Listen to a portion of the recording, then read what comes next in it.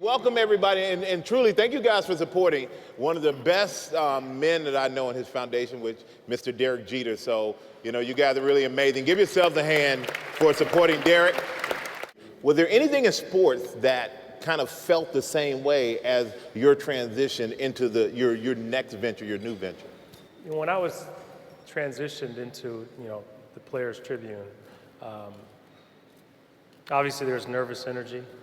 Which is very similar when I started my baseball career. When I first turned professional, I was very nervous. I think you have to deal with criticism, skepticism. I did it when I was playing. Obviously, we've all done it when we were playing. And it was the same thing when I ventured out to this new business, because I think a lot of people thought it would fail. They still think it's going to fail. Because I think some people at some point get the attitude of, well, how can you do something that you don't know? When I actually have dealt with the media throughout my entire career. So I think there was some sensitivity on some members of the media's minds, and I think there still is today. So I think there's nervousness, which is similar to playing careers and just dealing with different obstacles. Swin, you are the host of We Need to Talk, which is the first all-female nationally televised weekly show. And you're still playing.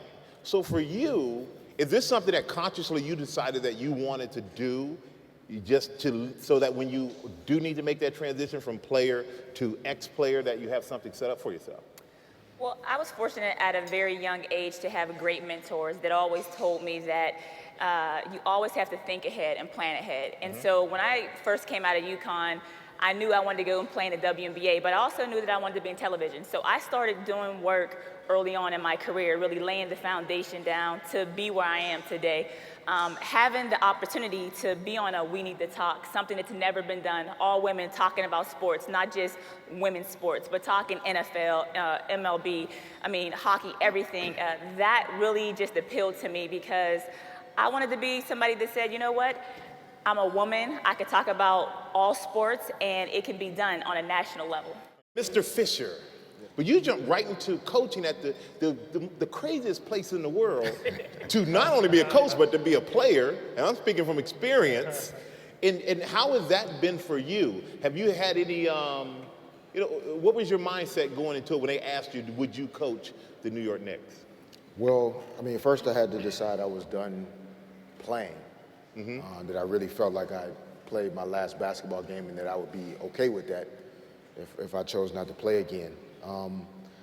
So to really, seriously consider accepting this job, I had to kind of, reconcile with kind of that nervousness and the fear that Derek spoke about, that I think we all kind of feel before we make, really big decisions in life.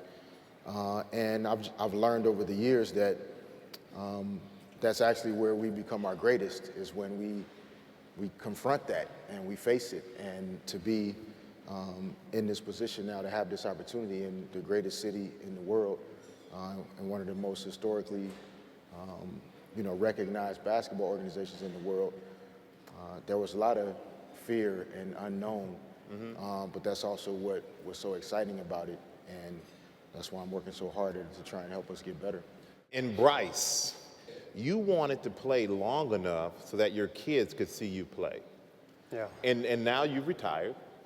And what is it like for you to go from, that career of daddy, the hockey player, to daddy is at home right now?